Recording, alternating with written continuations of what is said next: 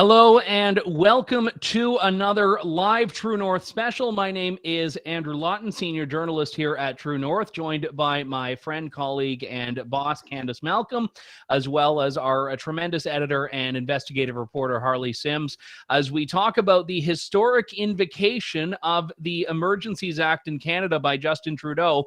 And I don't use historic in the positive celebratory sense here. As you're going to hear over the next few moments, this is a very significant and not for the better development in Canada. Before we get the discussion going, I just want to play the clip of Justin Trudeau from less than an hour ago announcing the measures he's taken in Canada.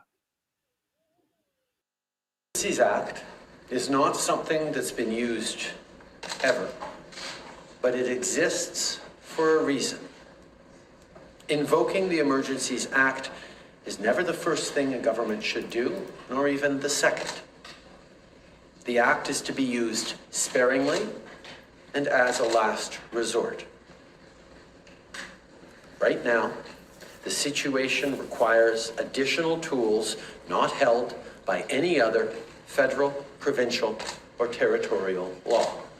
Today, in these circumstances, it is now clear that responsible leadership requires us to do this. These measures must be and will be compliant with our Charter of Rights and Freedoms. Indeed, the Emergencies Act was created in the late 80s to flow from and uphold the Charter. We'll always defend the rights of Canadians to peaceful assembly and to freedom of expression, but these blockades are illegal. And if you're still participating, the time to go home is now. There's a lot in that clip that we're going to unpack, as well as other things that have been announced by the government, notably Chrystia Freeland. But just to give you the top line here, the Emergencies Act is the successor act to the War Measures Act. It's not fair to say it's martial law. But as you heard Justin Trudeau say there, we're talking about an act that he's invoking because he thinks government needs more powers. What is the emergency? It's not Russia and Ukraine on the verge of war. It's not a global pandemic. It's not anything of the sort. It's truckers. That's the emergency right now, truckers. As mentioned, Candice Malcolm and Harley Sims are here. Candice, Harley, thanks so much for joining me for this discussion here. I want to start with you on this, Harley, because I know you've been covering the civil liberties beat for True North quite well, and I'm so grateful, and I think Canada is grateful for the work you're doing on this. But explain to me what this means to you as someone who is focused on that, to hear Justin Trudeau say the issue is that the government doesn't have enough power.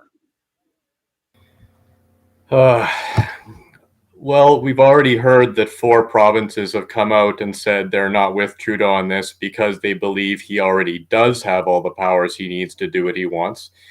As far as people on the ground, we're talking about protesters who have been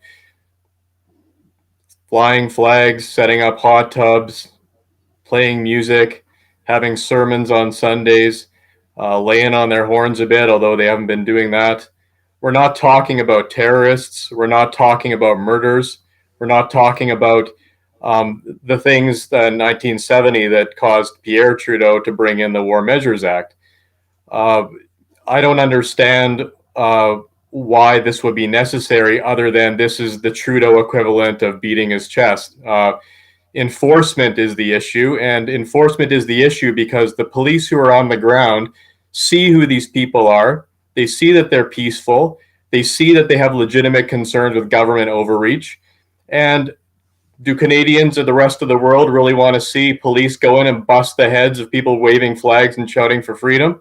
I don't think so. But honestly, because Trudeau is completely unwilling to go meet with these people like a decent person, this is all he's got. It's all he's got is a run to the courts and try to get another piece of paper and wave it around and hope somebody out there will go and enforce it for him. Yeah, that is a significant point here. And I won't play the entire clip because it is quite long, and I want to be sensitive to our audience and not wanting to hear that many minutes of Justin Trudeau more than is necessary. But he says this is a last resort for governments. I don't know how you position this as a last resort when what should be the first and most obvious resort, let's talk to the people that have these grievances, has not been even considered by the government so far as we can tell. Candice, explain where you approach this issue from as far as what it means for Canada, bigger than the convoy, bigger than COVID and Justin Trudeau, but what it means for the country that this is now what the government views as an emergency. Well, Andrew, I am in complete disbelief as to what is going on in our country right now. The country is in a state of emergency, and it is not because a group of freedom-loving truckers started a movement, ignited a movement that has spread to every corner of the planet, where people now refer to convoys, freedom convoys, as Canadian-inspired or Canadian protests, because Canada represents freedom. That is what our country represents to people all over the world. Here in Canada, we have a prime minister that doesn't respect the rule of law, the very basics of the rule of law. The police were refusing to uphold his unjust laws. They weren't doing what he wanted. And now he is doubling down, having a temper tantrum, and saying, do it now. I'm going to give even more powers to a police and a military that have been, at this point, unwilling to enforce his unjust laws. So the fact that he would even do this is an assault on our country.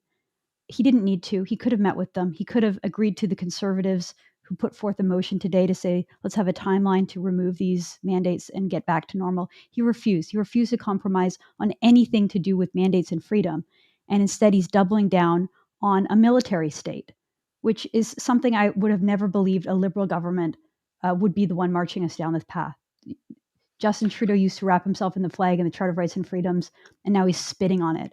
And it is repulsive to see people going along with this. Reports we're seeing that they're talking about how this will give powers to seize bank accounts, to suspend licenses, to put people's livelihood in further jeopardy just for peacefully protesting. I mean, what is the emergency that he's talking about? They were blocking the Ambassador Bridge, and the court issued an order to break that up. It took about a day, but they broke it up. So what is the pressing issue at this point in our country? What is the pressing issues that Justin Trudeau can't deal with? A couple of 100 people in Ottawa holding off and saying, no, we're going to stay here until we get our freedoms back. I mean, Trudeau just absolutely poured gasoline on this fire. He escalated the situation to an incredible degree. He's dividing the country even more. I think February 14th, 2022 will go down in infamy. I hope it's the day that Justin Trudeau loses control of the country and that Canadians say enough is enough. But I think it'll go down in history as something, perhaps the end of Canada being a Western liberal democracy. But I'm in a state of disbelief right now. Yeah, this is like a Valentine's Day massacre on due process and civil liberty. You mentioned the financial aspect here, and I think that's where the real dangers are, because a lot of people, their mind immediately goes to 1970, FLQ crisis, soldiers in the streets. And I think that at this point, it's important to note the military has not been called in. The military hasn't seemed to want to be called in. But I want to draw attention to what's happening here outside of the streets of Canada, what's happening in sort of the financial dimension, because that's where I think the due process and civil liberties aspects are particularly acute here. So Chrystia Freeland said just, I don't know, half an hour ago, 25 minutes ago, that the government is going to expand under the Emergencies Act its anti-money laundering rules so that anything falls under its purview that's connected to crowdfunding, including crypto. So Bitcoin was where the convoy organizers went after they had their funds frozen by court order. GoFundMe canceled their account. The banks canceled and froze their accounts. They went to crypto. And now the government is saying that they're going to put all of that under their anti-money laundering rules. So they're trying to go after these crypto exchanges. But here's where it gets really dark. Chrystia Freeland said banks will have to determine if people are working with the convoy and report them to the RCMP if they are, and then can shut down their accounts without a court order. And then she went on to say that if your truck is at the protest, so if they find your truck, they run your license plate, they can freeze your bank accounts and take away your insurance. You've not been charged. You've not been convicted. You might not even be there. But if your truck is there, the government can freeze your assets without a court order. So this is beyond arrest. This is going after people's livelihood in a punitive and completely totalitarian way. And I mean, we know that the Emergencies Act is supposed to be subject to the Charter in theory, but I'll ask you, Harley, on this. I mean, the Charter has not really been of much protection or use to Canadians in the COVID era. So are you optimistic it's going to be now? I think Sometimes a laugh can be worth 1,000 words. I think it's funny to hear Justin Trudeau even say the words Charter of Rights and Freedoms at this point, saying, we're going to abide by it and answers to it. And it's just the difference between the way someone like him operates and the way people like the truckers think. Rather than go talk to your neighbor who set up a fence, you go straight to the courts. That's the kind of person that Trudeau is. He won't go talk to somebody. He won't go sit down with them. He's forgotten there's a difference between dislike and disrespect. Like he could have gone up and talked to them and then given a token effort to understand their concerns and then gone back and done this anyway. He didn't do that. He completely disrespected them from the start. And I know we've been talking about this recently about some members of the legacy media saying that the Canadian flag is being tarnished as a symbol. The word freedom is being tarnished as a symbol. What we're looking at here is an existential delegitimization of a class of people. There's this implication that the very words they're using don't have the same basis in reality that the same words do when spoken by somebody else. Freedom spoken by a trucker does not mean freedom spoken by, like a white collar, a bureaucrat or something like that. The flag waved by one person doesn't mean the same thing as the flag waved by another person. This goes so deep. It gets almost to a culturally molecular level at this point. And the culture, the Charter of Rights and Freedoms has been steamrolled. That's the whole point. People may not know the intricacies of the laws that Trudeau is bringing into effect, especially with, banking and the surveillance and all the little ways he can shut them down legally. But they do understand that if you block a road, things can't get across it. And if you cage your park brakes, you can't move your trucks. They understand very matter-of-fact ways of the world works. And, for this to come through, for him to say that the Charter of Rights and Freedoms is something that this answers to, I don't even know what these words mean anymore. I think we're getting into a Banana Republic type stuff here. This was the pretext he sought. He found it. He set it up before the trucks even got on the road. He said he didn't want to meet them before they got there. Once they got there, he had a different reason for not meeting them. This is in completely bad faith. I'm running out of polite words to describe this individual, and this has just pushed it even further. It's going to be interesting to see what happens, because these guys were never concerned about little legalities and these little micromanaging, indirect ways of manipulating them. They parked big objects in the front of his building, and they're not moving them until he gives them back their basic rights, and that's it. That's all that matters.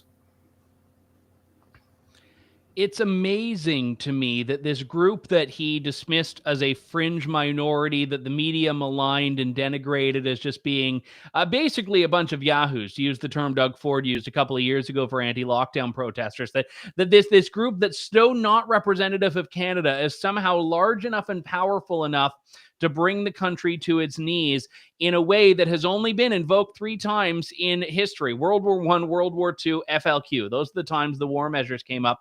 And Candice, when we're looking at the powers here, I mean, Trudeau is not wanting any solution that involves the truckers being happy that the mandates are gone and driving away themselves. He doesn't want a happy ending that everyone could get behind.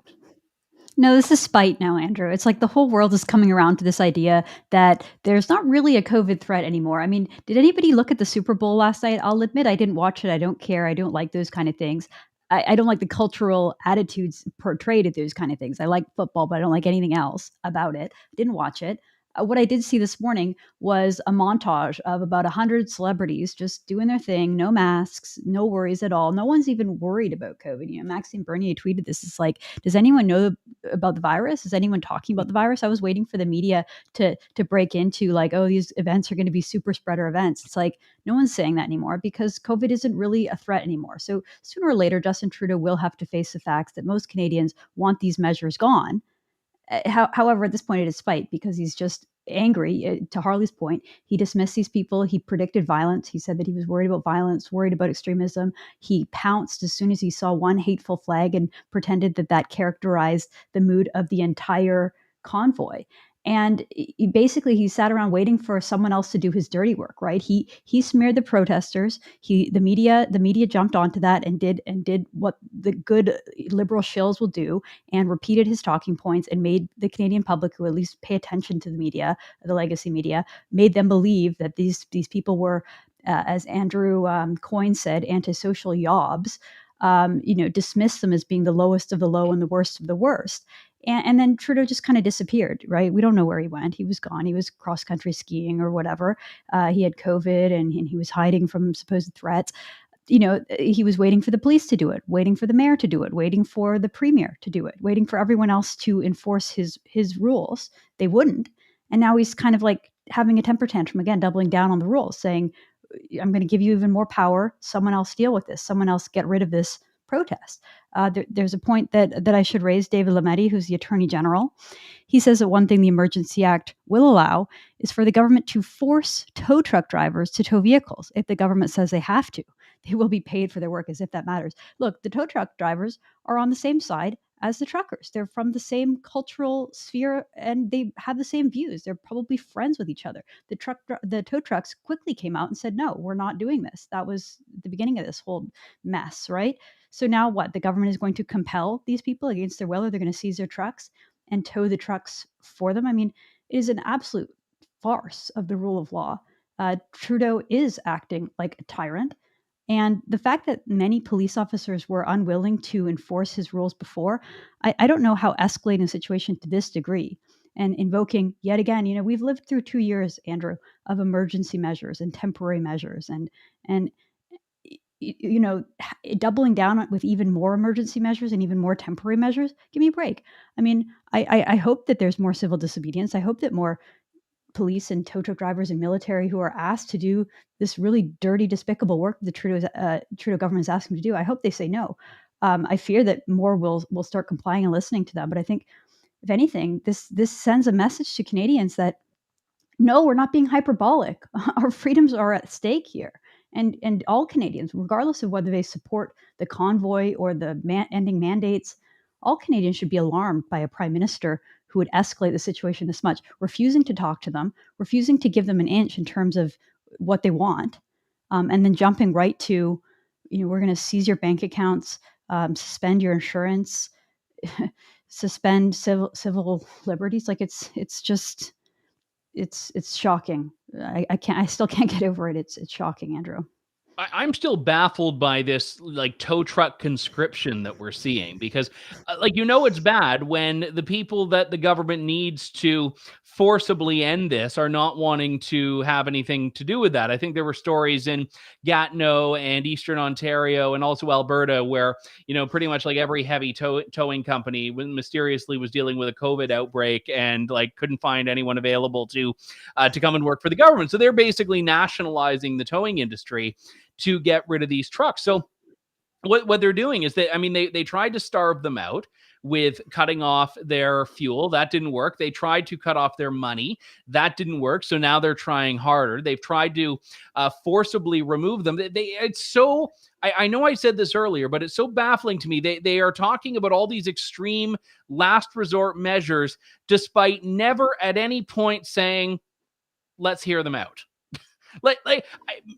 I feel like the kid in The Emperor's New Clothes, Harley, where it's like, this seems like the painfully obvious thing that everyone else should be seeing, but somehow no one else is. I shouldn't say no one, certainly the True North audiences, but how is no one around the Liberal cabinet table saying, maybe we should just sit down with them and have a conversation. Maybe we should be reasonable. Maybe we should just table a plan. Perhaps it's not the plan they want, but table a plan to say that we hear Canadians on this, but none of that. Two things to that. I mean, you probably saw Cian Bexty's tweet this morning that he got seated next to Chrystia Freeland on a flight last night.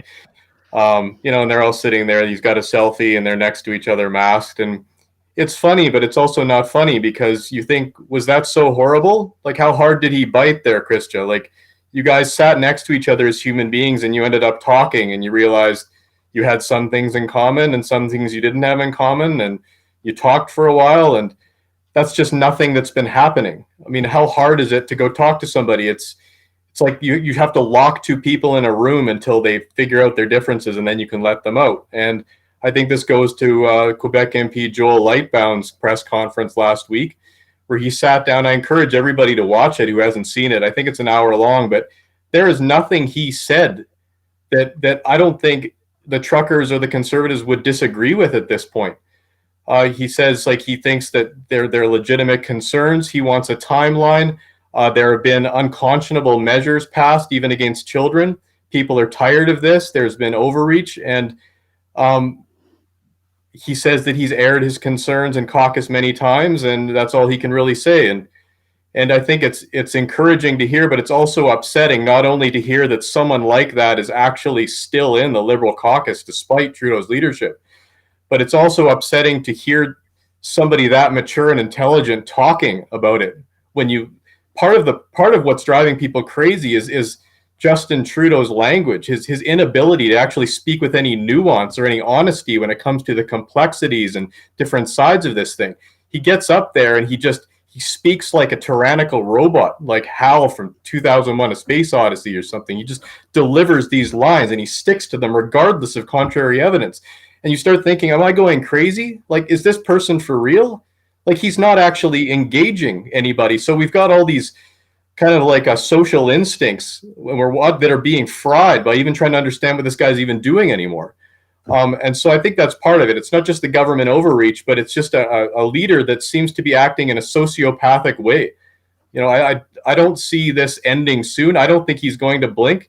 At this point, like I said, he just needs people with balls to do his dirty work and go out there and drag them out of the trucks like he wants to see done.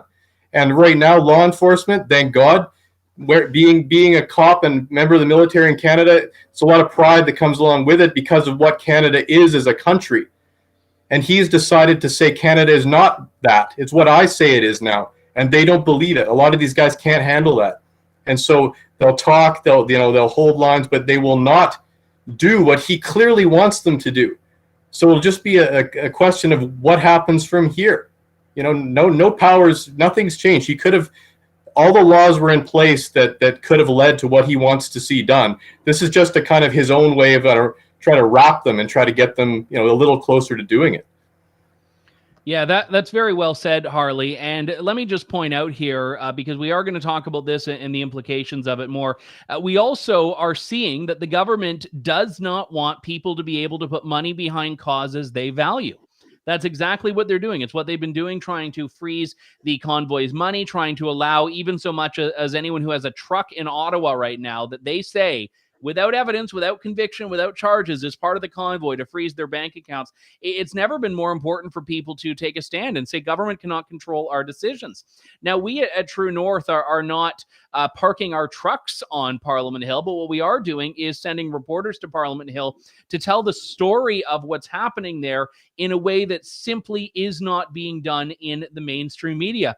And I see a few people have donated through YouTube already. We thank you so much for that. Literally, we have no idea how aggressive government is going to get in going after people that it deems to be its political foes here. And I'm not speaking in any way about conspiracy theory. I'm just saying that we're already talking about unprecedented actions that governments are taking right now. If you value independent journalism, telling these stories, please do support the work that True North is doing, not just by reading and sharing our content, but if you can, contributing financially as well. If you're watching on YouTube, you can do a super chat. If you are on, anyone can, regardless of where you're watching, head on over to our website, donate.tnc.news, donate.tnc.news. And members of our insider clubs actually had the opportunity to submit some questions, which we're going to get to right now, a few of them here. Jim asks, we kind of addressed this already, but Jim says, given that Justin Trudeau has already described the convoy as a small fringe minority with unacceptable views, don't you think invoking this act will just pour gasoline on the fire, prolonging it rather than shortening it? I think Candice made that point very well a few moments ago, that all he's doing is escalating so that he can, I think, point to the convoy and say they're the problem. Well, Canadians are seeing and hearing what he's saying himself. I think we know that Justin Trudeau is the one escalating it here.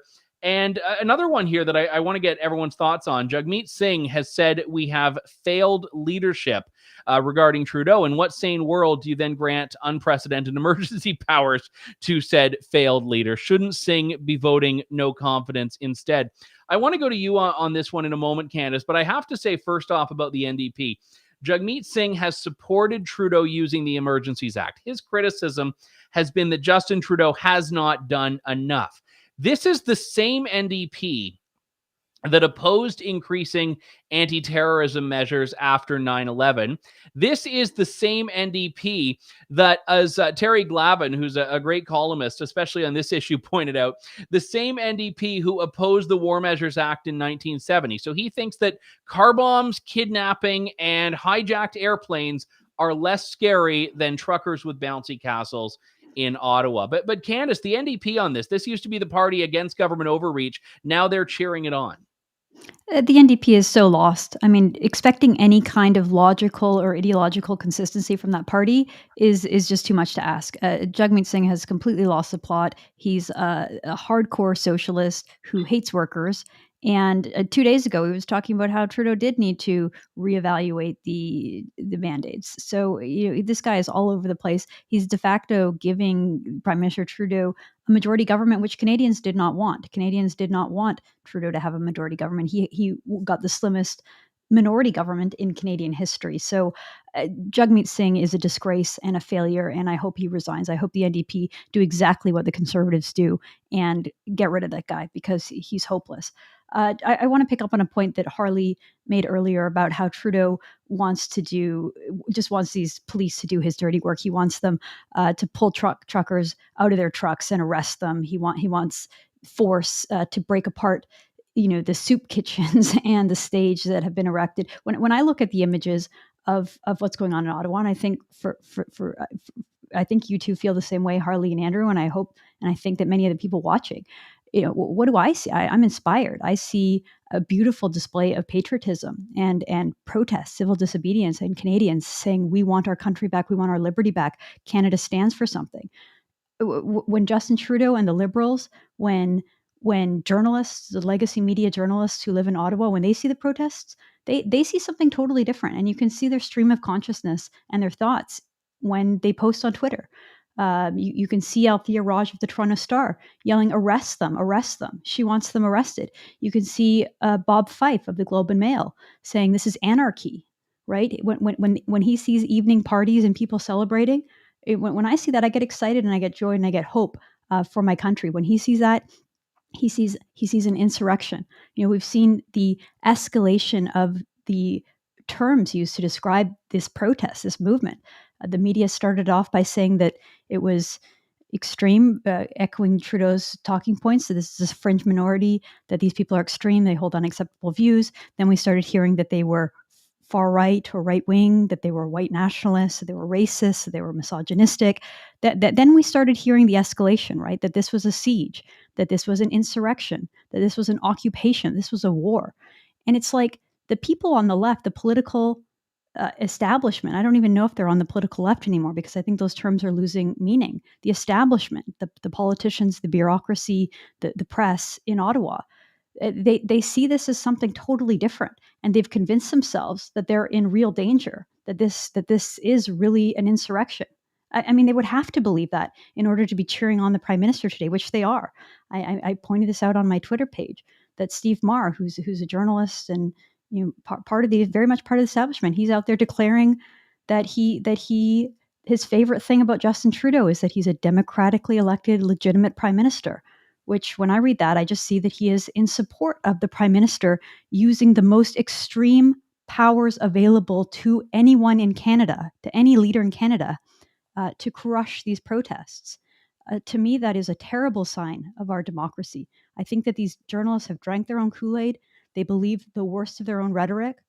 And now, if you follow their plot, if you follow along with what they've been doing for 3 weeks, saying this is an insurrection, these are terrorists, well, then of course, if you believe that, then using the War Measure Act to stop a terrorist insurrection, which apparently they believe this was going on, that's the only way that this makes sense and is justifiable. I just believe that most Canadians have not followed that plot, have not followed along with them. I hope and I think and I pray that most Canadians reject that nonsense and they can see with their own eyes that this is a gross abuse of power and this is nowhere in line with proportionality. This is not an insurgency. This is not a terrorist group. This is not a threat to the national security of our country. So pretending it is and using these measures and introducing this act is appalling, and it's an insult to all Canadians. The as Mark Stein called it, the bouncy castle rebellion. And I know we talked about it a little bit on our last live show. Jim Watson, the mayor of Ottawa, making that comment about how, oh, it's terrible that, Canadians are watching the news and the clips online and they're seeing bouncy castles and kids playing and bales of hay. And it's like, well, why is that bad? Why is that bad that Canadians have access to seeing that this is not, like Candice mentions, this evil terrorist insurrection? Just on the note of the fear-mongering here, I want to take a little bit of a trip back in time. This was, 15, 16 years ago. I think it was the 2006 election. This was a Liberal campaign ad that was aired against Stephen Harper that I find just fascinating to contrast with the Liberal and NDP of today. Take a look.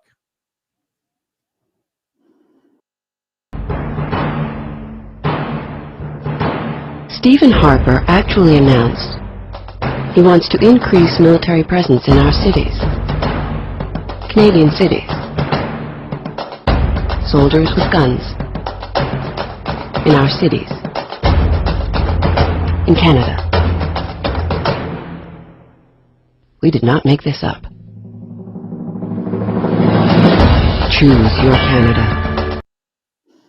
Choose your Canada. Well, Canadians did, and they voted in Stephen Harper in that election and a couple of more, incidentally. But again, we contrast that now with the NDP saying that they would like to see the military called in. The Liberals, which have flirted with it, they haven't gone the distance yet. But they're doing the very caricature of what they've accused Conservatives of doing in the past without evidence. But they're doing it for real now, Harley. Well, let's be honest. I mean, the NDP and the Liberals recently, they've had a war on masculinity for a while. They don't like the idea that Canadians can be big, tough, gun-toting guys. They've tried to take away their guns. They've alienated the West.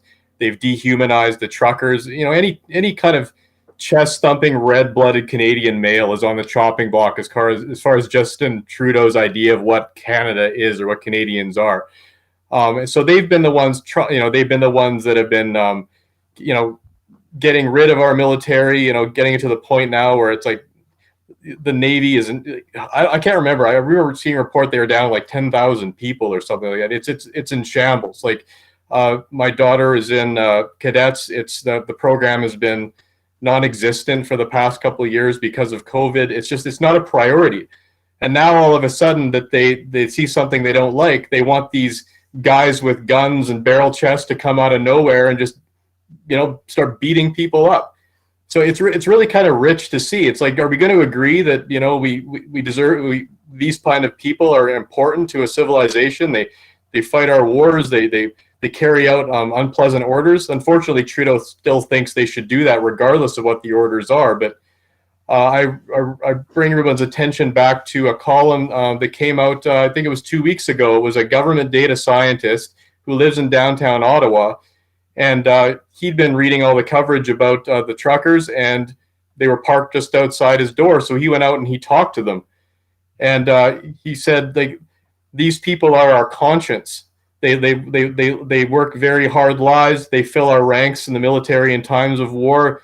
They are a class. This is a group of people, and this is a disgusting revelation. I think that a lot of people are having is how deeply these divisions go in Canada. We're airing our dirty laundry on an international stage now. Everybody Canada was supposed to be this ultra polite group of people who apologize for something they might have done that was wrong. But no, we are torn at this point. We are deeply divided, and I don't know if we're going to come out of this reconciled. We can have a tug of war back and forth, elect one government, elect a contrary government, but there's been so much delegitimization happening towards the working class that I really don't see a way out of this. It's stoking the flames of separatism all over again. And I don't think that our leaders at this point in the federal level care, because it's something they've lived aware of for a long time. As I mentioned a few moments ago, True North insiders can submit questions to these shows, and we try to get to as many of them as we can. And we have two that are related here from Shelley and Klaus. Shelley says, if the rule of law exists in the country, surely there's a body that can effectively prevent the government from invoking the act. Klaus says, where is Parliament in preventing this power grab? Where are the premiers from each province standing up to this? Well, those are our two questions. Premiers, by and large, have been standing up to this. We've heard of at least 4 that have said they were against this, notably Alberta and Saskatchewan and their premiers, Jason Kenney and Scott Moe, respectively. And it also sounds like, I believe, Quebec and Manitoba were against it. We also heard reports that Ontario was all for it, was cheering it on. So I don't know how many provinces are for it or against it, but certainly there have been several lining up to say, we didn't call for this. As far as Parliament goes, Trudeau has a minority government, yes, but he also has a government. And all he needs is the support of just one party, which we know in this case is going to be the NDP, to do it.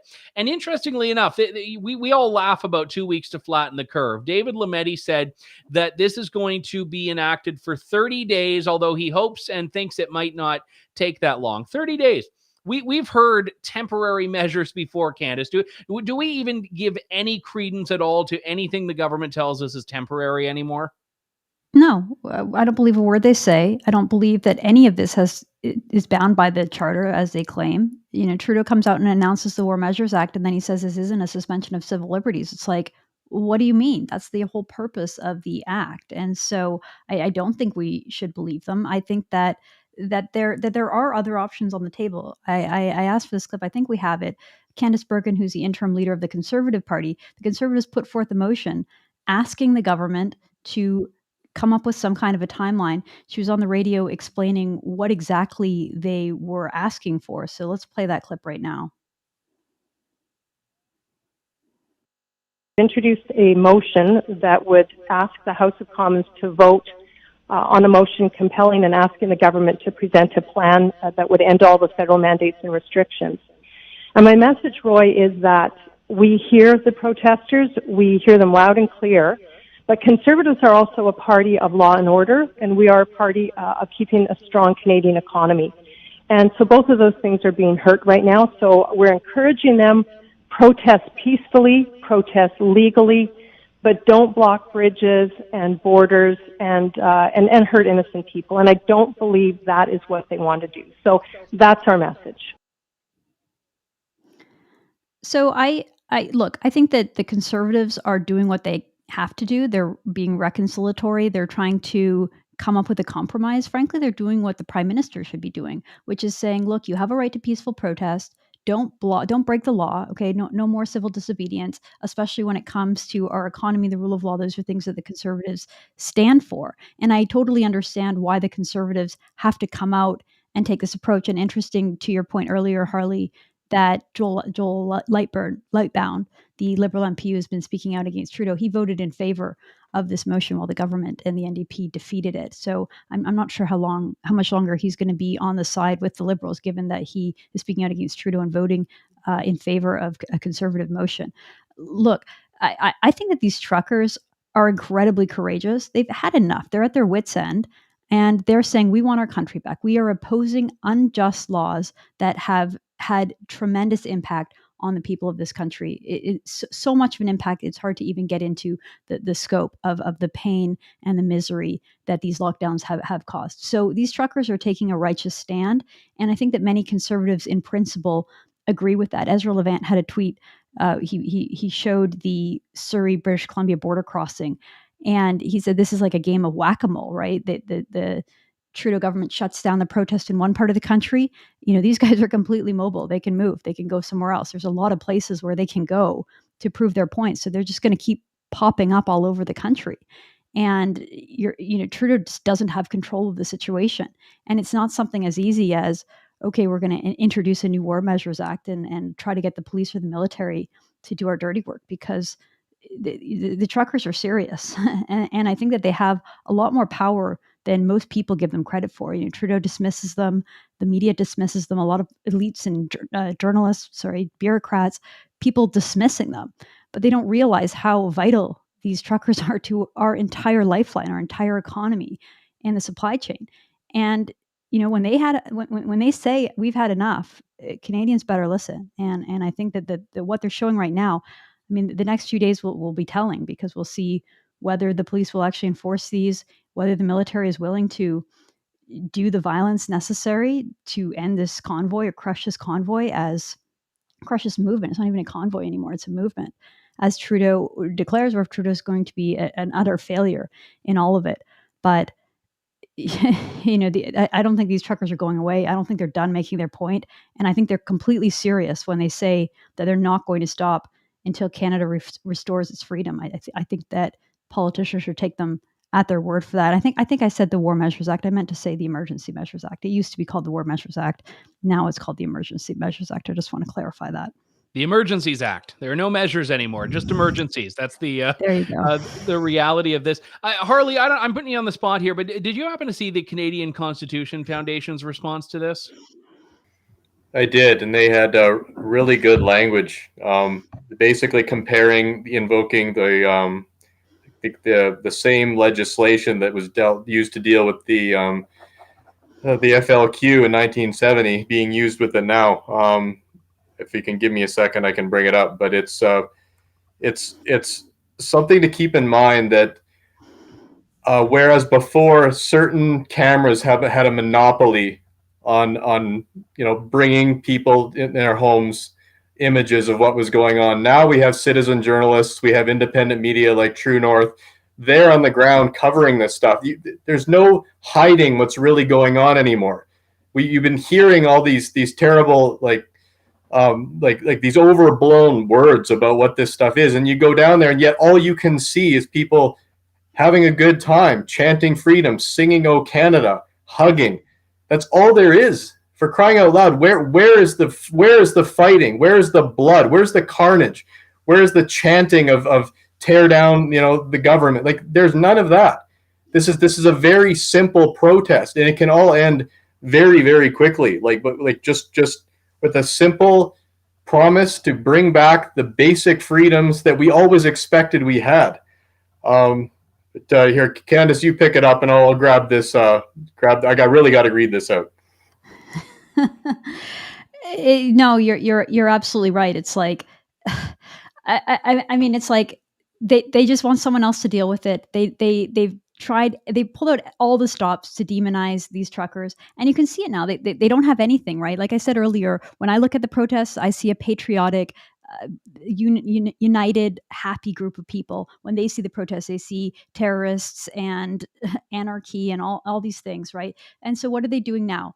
You're seeing the legacy media go even more in that direction, that deranged direction, saying that the Canada flag, I don't know if you guys saw this, there was an op-ed saying that the Canadian flag no longer stands for Canada, and it's outlived its usefulness as a country. So we can no longer use the Canada flag because it's representative now of this like hateful right-wing movement. The word freedom, according to the CBC, they had a piece today about how freedom is like a code word, a dog whistle of the far right. And so it's like all of these symbols that unite us as a country, the flag, the word freedom, which is like, it's so basic to our country. They're trying to demonize those words because that's the best they can do. They're grasping at straws, and they're basically trying to weaponize everything that truckers are doing, the convoy is doing, the movement is doing, to try to make it seem like it's nefarious when it clearly isn't. No, I mean, in fairness, the carnage in Ottawa has been terrible. There was a 4-year-old who twisted her ankle on a bouncy castle. And I mean, it was basically like just being in a war zone. I think it was like worse than the Yugoslavian Civil War. The reality is, though, and we can we can enjoy the mockery of people losing their minds about something that's so fun. Like I was thinking earlier, like what would happen if the military were called in? They would just have to puncture bouncy castles, unplug the DJ's amp, and take the rocks out of the sauna and pour ice in the hot tub. Like that would basically be how you'd have to go about neutralizing what's happening in Ottawa. But there's a very serious undercurrent here, which is that the government and by extension the mainstream media are trying to frame a narrative that simply is not true. And now it's not just political. They're using that narrative to justify a historic and a historic and extremely severe set of powers that I have little doubt will be granted within the week when they go and formally put this forward. So that's what they're doing. So this narrative that they've been laying, this unshakable message that Justin Trudeau has had, that these people are a fringe minority, they're unacceptable, they're racist, they're white supremacists, all of that has been leading up to this point to basically set the story that they can use to justify going after these people as though it is a war. And this is why, to your point, Harley, earlier, independent media is tremendously important here. I'm going to be headed to Ottawa this week. I think I was going to be going anyway, but especially now. And by the way, I'll just put in a fundraising plug. If you can support our coverage to get to Ottawa, to cover what's going on there, to keep the lights on so we can shine the light on these things, please do. That website to donate is donate.tnc.news, donate.tnc.news. I'm wondering here, quite frankly, if the Emergencies Act will be used to keep journalists, or at least keep some journalists, outside of the zone here. If they're talking about targeting people that are there, I'm very much aware of the possibility that we could run up against resistance from the state trying to do our jobs as journalists. Again, it hasn't happened yet, but that's a very real concern that I have. Harley, what are you thinking about all this?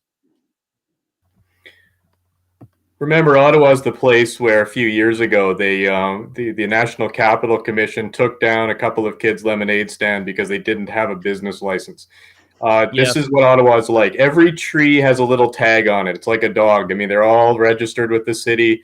There's a checkups done on them. I mean, it's a very regulated, manicured place. So that's a big part. The second, getting back to,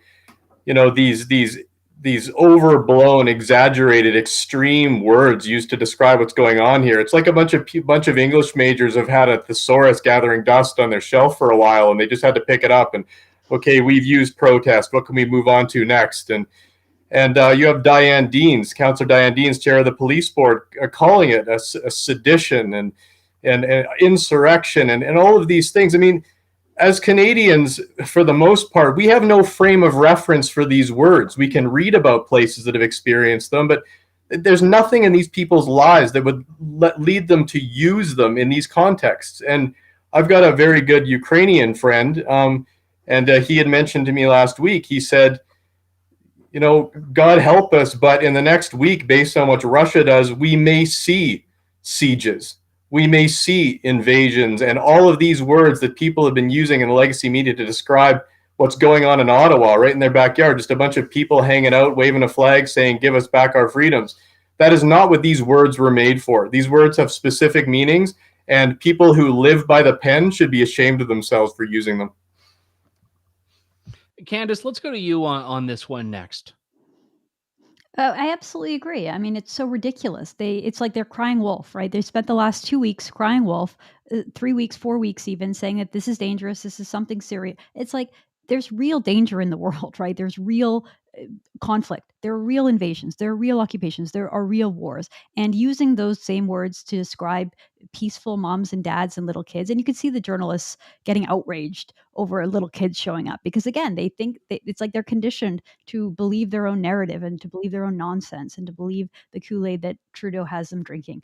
The rest of the country, I hope, and I think, see things differently and have a little bit more perspective. I think that a lot of those journalists in Ottawa, it would do them some good to go out and actually talk to the truckers, to go out and actually talk to Canadians outside of their little bubble, because they're just so out of touch. And Andrew, I want to mention something that you tweeted that I found very amusing. So David Coletto, who is a pollster down in Ottawa, very much inside the Liberal bubble, he's down in California for whatever reason.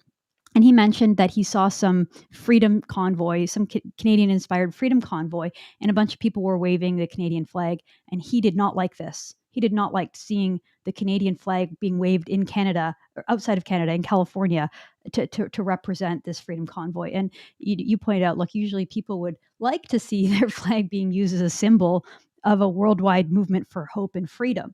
But this angered the Ottawa establishment and the Ottawa elite. It's funny because, when there were protests happening in Hong Kong and people standing up to a very real tyrannical government in the communist China who were overbearing, and bringing their communist tyrannical rule into the formerly free Hong Kong, what did we see? We saw people out there waving American flags because to them, the American flag represents freedom. I've seen the American flag being waved at freedom and dissident rallies all over the world. You see them at Iranian protests. People wave the American flag because to them that means liberty. And the fact that now perhaps Canada is inspiring that people are seeing the Canadian flag, and what they're reading into that is a grassroots working class uprising of dissidents demanding an end to overzealous restrictions. That should invoke pride. I mean, even if you don't agree with the truckers and you don't like them and you think that they are whatever these media think, I mean, we know what they think. And I think, again, I'll go to Andrew Coyne's remark, his jeer at these truckers, calling them antisocial yobs. I think that's what secretly most of these journalists think of the truckers. To see the flag, to think that that's what it represents, it just shows how completely removed and abandoned these people are of their country, of the people who make Canada work, of the backbone of our economy. I think that journalists, politicians, bureaucrats, it would do them some good to go out and meet the working people of this country, to go around and try to understand what it's like to be a trucker or to be a working person who doesn't have the luxury to work from home, doesn't have the luxury to stay at home, work in front of their laptop, work in their pajamas in their warm house, who has to actually go out there and face the world, face the COVID virus, which, again, I'll reiterate a point I made earlier. Nobody's worried about COVID anymore. Nobody's worried about catching COVID. Nobody's worried about a spike.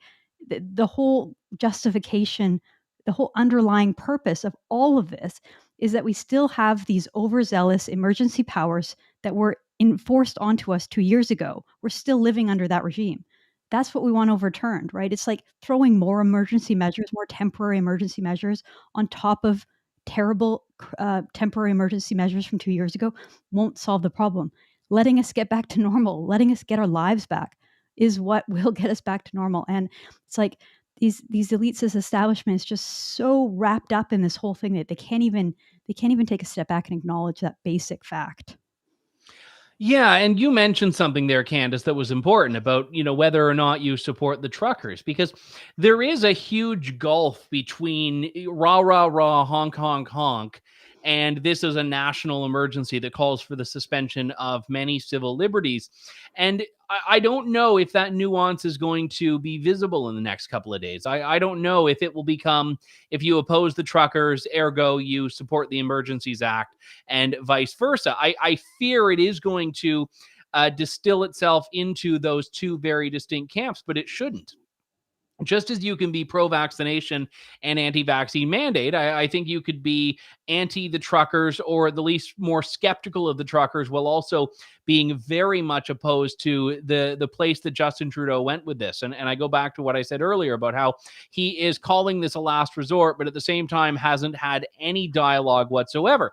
And just to be clear, to talk about the importance of dialogue, after a lot of antagonism between Ottawa City Council and the convoy, there were some letters exchanged between one of the convoy organizers, Tamara Leach, and Ottawa Mayor Jim Watson yesterday and the day before, in which Tamara Leach agreed that she would get the truckers to move to an area that was more central downtown in exchange, well, not really in exchange for anything. It was just a good faith gesture that will do this to ease some of the burden on residential streets. Now, I don't know if the Emergencies Act has thrown that concession into a lurch, but this came from a letter from Jim Watson to her that, again, was not doing what Jim Watson and Justin Trudeau have been doing up until now, but was trying to engage. And I pointed out that it's amazing what you can do when you don't just look at your adversaries on an issue as racist, misogynist, homophobe, transphobe, bigot, white supremacist, whatever the labels are that are being used. It's amazing what you can achieve. And the fact that Justin Trudeau is not doing that,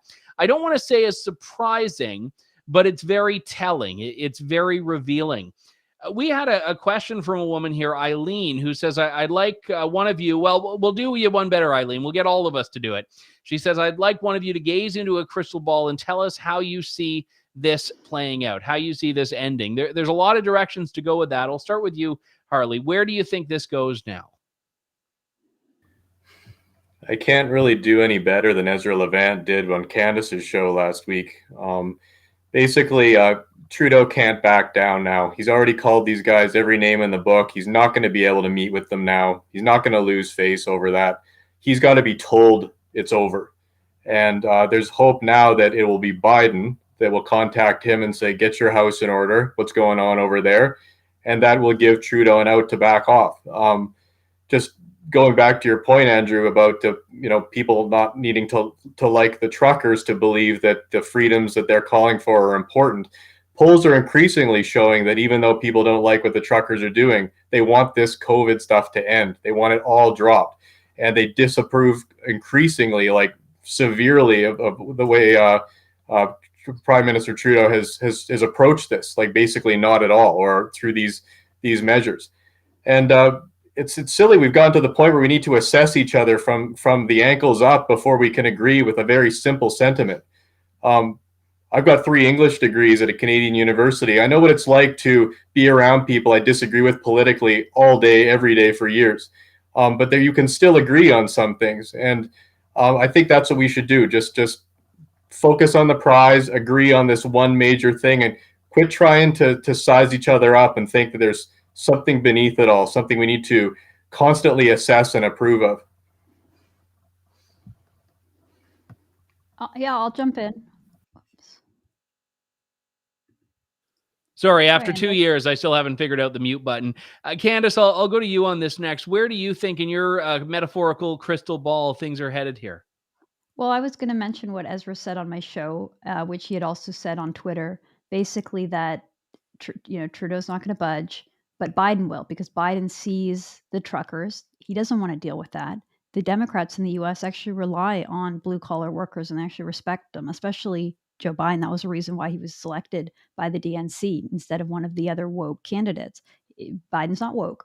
Biden's has a very working class background, and that's where he came from, and that's who he still believes that he is, to the point where he actually has consciousness and believes in anything.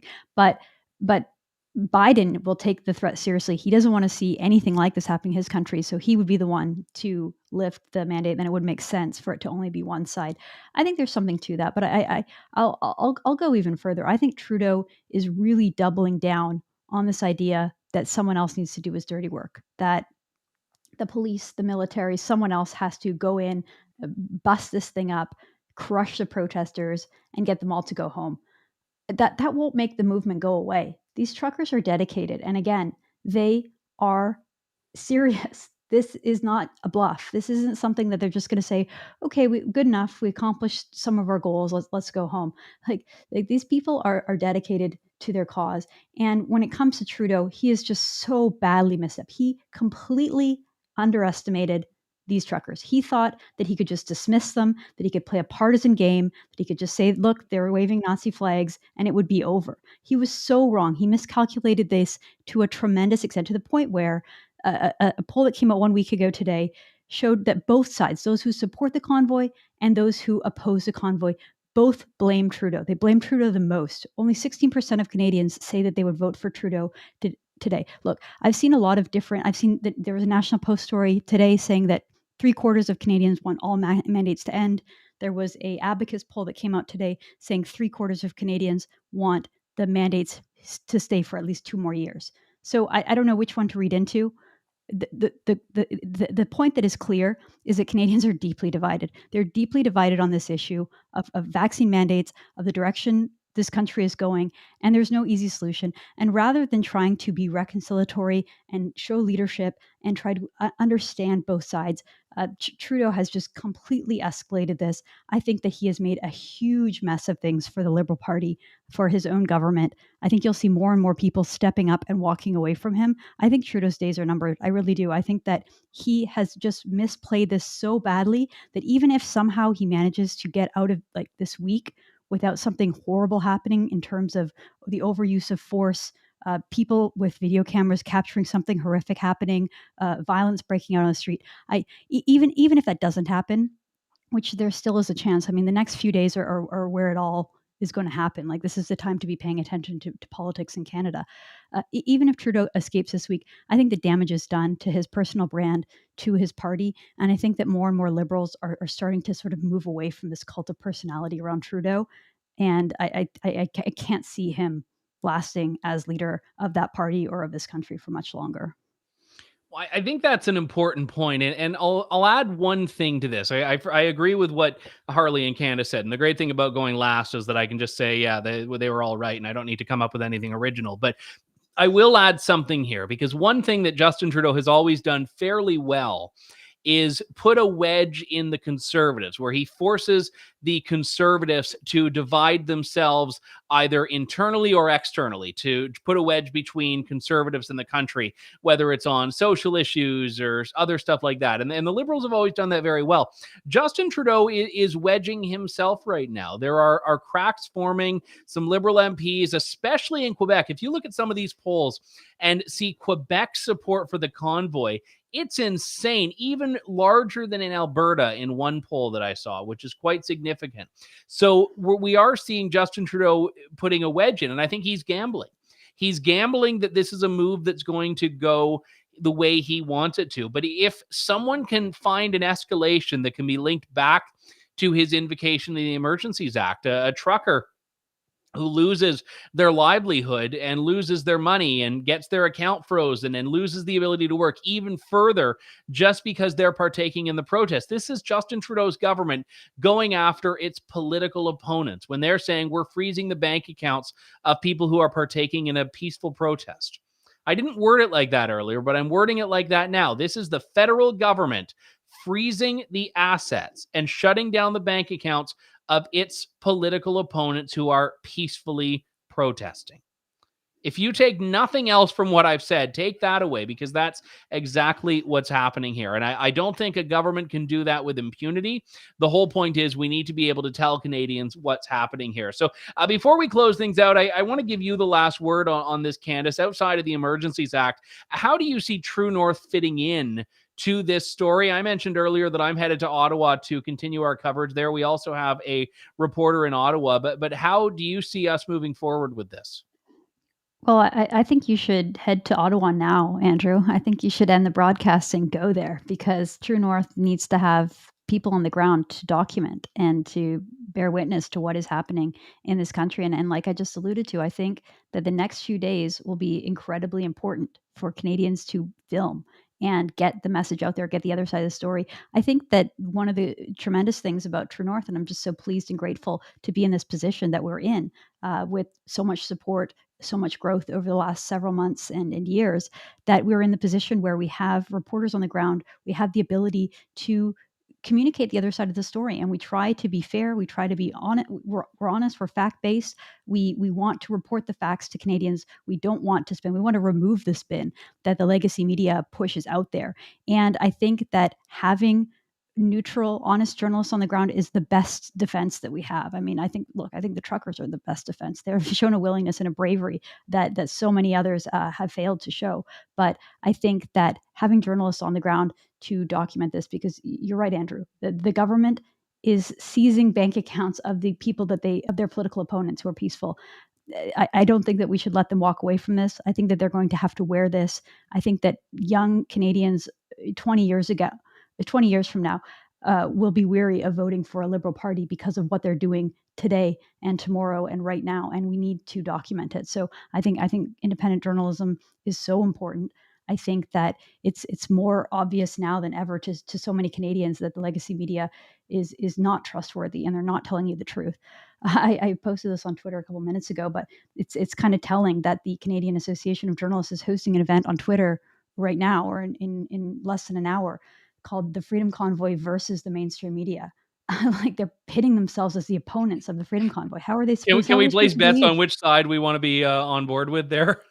It's like, yeah, it's like they're making it seem like it's a political battle between two sides, and they're on the opposing side. So how would anybody take away from that we're supposed to respect the word of the journalists in this coverage? I don't call them the mainstream media. Some people criticize me for calling them the legacy media because they think it gives them too much respect. To me, there's nothing mainstream about the legacy media. I think that their views are outside the mainstream of what Canadians believe. So I stopped using that term. I call them legacy media because that's what they are. The only reason that they exist is because they've been there for so long, and they have these outdated institutions that they think they still wield the power of, but they're losing that power. And I think that's part of the reason why they're so angry, and they're so hateful towards independent journalists like you, Andrew Lawton, because you're exposing how corrupted they are, and how inaccurate they are, and how political they are, and how agenda driven they are. And I think that's why you see them lashing out against us, and you can see some of the comments that they put to us. They never defend us when we're locked out of things, and yet they make a huge fit about the inability of them to report on the trucker convoy because the leaders of that didn't invite them to the press conference. I mean, it's such a farce. But just to hammer this point, you just simply can't trust the legacy media. They've proven that over and over again, every minute, every day of this freedom convoy and movement, that they're just driving people to true north. And I'm grateful for that. I'm grateful for all of our new audience, all of the people watching right now. I thank you for putting your trust in us, for getting your news from True North, for sharing our stories and watching our videos, and for those who are able to donate to our cause, because I think, again, having an independent press is so vital in a democracy, especially at times like this. Yeah, I have to say, and I know it sounds, I'm trying to like hold you up by your ankles and shake out your pockets, but the Twitter likes and retweets and the follows are great. We love them. We need them to get the message out. The Facebook likes and shares and YouTube comments are great. But ultimately, if we want to compete with those legacy media journalists to get our story out in front of people that aren't already on side, we need the people like you that are already in this club to help us do that. And we're hiring, we're growing, we're expanding, we're putting boots on the ground. And like I said, I don't even know how easy it's going to be, but we're certainly going to be there and not give up. But if you can lend a hand to that effort, please do. The website is donate.tnc.news. With that, I want to give a big thank you to our editor and civil liberties journalist and investigative journalist, Harley Sims, for coming, and Candice Malcolm as well, not just for sharing her insights today, but also letting me have fun doing these things as well. I am Andrew Lawton. I'll have the Andrew Lawton show tomorrow, and Candice will have the Candice Malcolm show tomorrow. And I suspect some of these things that we're talking about today will feature prominently in both of those. But do come back. We will talk to you soon. Thank you. God bless, and good day to you all.